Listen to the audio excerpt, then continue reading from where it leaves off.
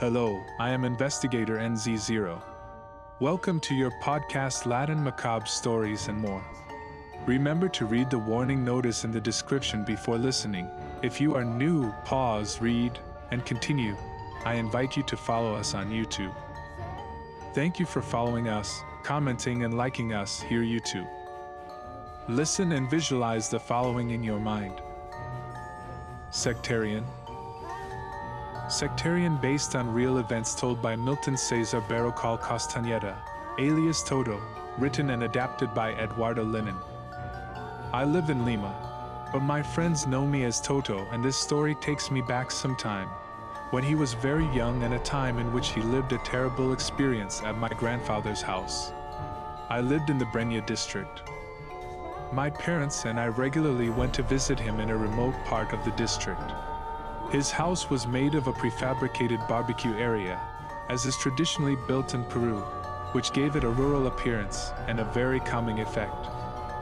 As I sat on the porch watching the time go by, I liked that feeling of tranquility, and even more so because Grandpa was always a good man to me. His house was not very spacious, but he did have several well-distributed rooms where we could stay. And the most interesting thing was a small library that covered an entire room in the upper part of the house. It was full of encyclopedias and old books on various topics. Entering there was his goal in a mode of knowledge that smelled of old paper and ink. That place gave you the feeling that time was running slowly, since you entered or left with volume in the morning and ended when it was already dark. It was common that on each visit I stayed to read and watch through a small window that overlooked the street, dusk. There he could see people hurrying by on their way to his house. However, there was something else. Not infrequently, but the atmosphere in that room was very strange. The closed doors and the dim yellow light gave it a very gloomy appearance. But in addition to that, I felt a kind of pressure on my shoulders and a feeling of being watched. I thought it was my nerves and the hidden themes that I sometimes read in some volume of a horror book that perhaps exposed me. I didn't know it clearly, but sometimes I couldn't be calm, and inside I had to leave the room or even the house. The strangest thing began to happen one afternoon when I was returning from school and I stopped by to see my grandfather. He was deep in thought, listening to music, and in the distance I saw the house. As he approached me, I saw some kind of lump in the library window and assumed it was Grandpa. He looked like a person dressed in black looking down the street, but crossing the sidewalk was simply not there anymore. The strangest thing is that Grandfather always received me, and when I asked him who was in that room, he just made a nervous laugh, without fully answering me. And indeed, when I went in to check the house, there was only him and the memories of him. Then one afternoon he made a discovery that changed my thinking. While I was looking through some books, I discovered that behind a bookshelf there seemed to be an addition that I had not seen. It was like a small closet that was resting on an old trunk with iron fittings and was closed with a thick padlock that looked modern, which clashed with the rustic style of the chest. The first impression led me to curiosity and the desire to open it to see the contents, but that the lock was very secure and the lock holder was riveted, so there was no way to open it without them noticing. The encounter with the trunk remained there, and time passed.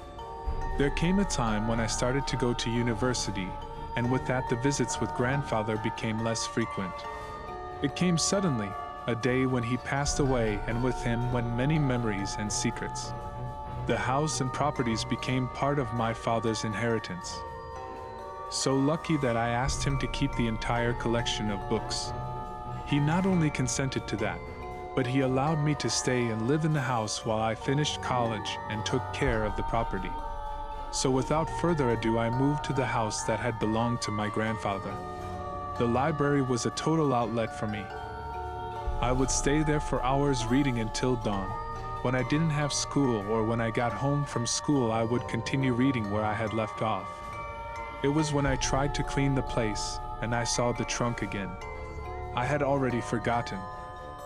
The first thing I thought about was opening it, so I tried using the entire set of keys that my father had given me. When I saw one of the keys click open, my mind imagined what was inside, and that filled me with anxiety. When I opened it, the squeak of the lid and the smell of stale paper that overwhelmed me was such when I saw the contents. My wait had been satisfied. They were written books and old papers with manuscripts, treatises on witchcraft, magic, grimoires of calling and dominion, alchemy manuals, and other esoteric things that I found fascinating, and I didn't wait to read them. It worried me to think that my grandfather hid this material very well so that no one would know what he sensed, that he practiced something that had an exotic taste for black magic. As I rummaged through Grandpa's collection, I realized there were some documents. In one of them there was a manuscript with a strange seal, which was old, which was published as a member of a secret society, which was dedicated to the worship of the devil and the practice of various matters of witchcraft. Without a doubt, a feeling came over me and I began to search throughout the house. I wanted to try it on described in the document. So I immediately ran to Grandpa's room, and everything was as I had left it. I had never been inside, and to be precise, besides memorabilia on the wall and old furniture. And there was a big closet where he kept strange things, things like candlesticks, black candles, and other books. And that's when I caught a kind of black velvet touch with a large seal worn on the chest. There was also a silver knife with a bone hilt carved with ancient symbols. There was no doubt. Grandfather was actually a practitioner of witchcraft and black magic. A feeling of fear mixed with curiosity led me to search for more evidence inside the house. I took on the task of looking carefully at every corner. I was looking for something that would tell me that the grandfather was actually a witch and what his achievements had been, but unfortunately I found nothing. My obsession with finding a truth secluded me for several days, in which I searched everywhere. A hermit feeling began to overwhelm me. One day I decided it was better to go out to relax, go with my friends, get drunk. He didn't want to think anymore, and he didn't want to continue searching inside the house. After a tremendous night of partying, I returned at dawn, which a long time ago I could barely open. When I did so, I just plopped down on the armchair at the entrance and waited for the dizziness to pass a little. Sleep began to invade me, and I almost deprived myself when I felt a kind of overwhelm. My being mixed with fear was something irrational, fear that I was feeling. I didn't know how much time passed, and I stopped to urinate and was afraid of the darkness of the house. I felt an intense cold that made my skin crawl as I went to my knees. As I left the bathroom, a feeling of loneliness and fear overwhelmed me. Then I felt something inside me that made me stop. Out of the corner of my eye, I saw someone standing on the stairs to the upper floor. I stopped dead, and the first thing I thought was that it was some thief. But when I turned my body, I tensed completely when I saw that it was some kind of hooded man who was there, as if watching me. He was staring at me to see what he was doing. He was wearing that ritual touch that he had found in his grandfather's closet, and with his hands stuck in his sleeves, which, combined with the impression of the darkness inside the hood, prevented me from seeing his face directly. That made my mind completely electrified now. He couldn't speak and was practically shaking. That apparition simply began to walk back down the stairs, without stopping to see me. I just stood there, not even wanting to breathe. I don't know how much time passed, and instead of running away from the house, I gathered my courage and went up the stairs stealthily, turning on all the lights, as if waiting for that vision to disappear completely. But how wrong I was. That hooded man was inside Grandpa's room, or at least that's what it seemed like. The darkness of the room told me that he was there. And not only that, but he also went into the closet. Somehow it passed through it and disappeared before my astonished eyes. Without hesitation and still emboldened by drunkenness, I ran to the room to see what was inside. I turned on the light and started going through the closet very carefully. Then I could notice that behind him there was some kind of trapdoor. With great effort I was able to move the closet, removed the hatch, and I could see that there was a small room behind the wall that I had never noticed before. It was neatly placed behind Grandpa's room and could only be entered through the opening behind the closet. I never imagined that this addition existed. Then I almost crawled into total darkness and turned on my lighter, illuminating it. I realized that I had finally arrived at Grandpa's ritual room. Inside were strange drawings and pagan symbology, seen in the books in the trunk. It was marked everywhere with red paint, and on the floor there was a perfectly drawn pentagram that gave a dark and satanic tone to the small room. I had not finished seeing the symbols when in the background, in the middle of the darkness, a painting rose.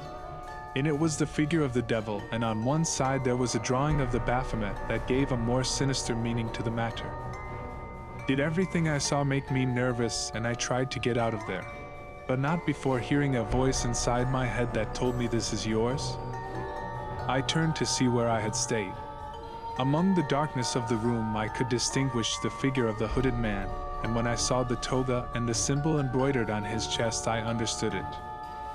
It was Grandfather, the least animate spirit that was around, who was passing on to me his legacy of horror and satanic practices, which gave me a horrible fear that made me crawl through the trapdoor and run out of the house. A house to which I didn't go back alone, and I just took my things, and the next day I went back to my parents' house and told my dad what I had discovered. He strangely didn't flinch at the revelation he had told him. He just stared at me, as if he really knew what he had said. And then I knew it. He knew everything, and maybe he belonged to you. My mind was afraid to even be in the presence of my father. I don't know how long the distance I had with him lasted.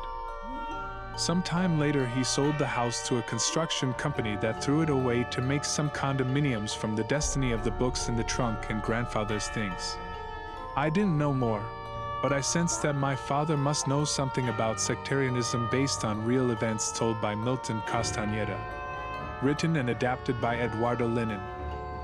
I greatly appreciate Milton for sharing this experience via Iva, and I also thank him very much.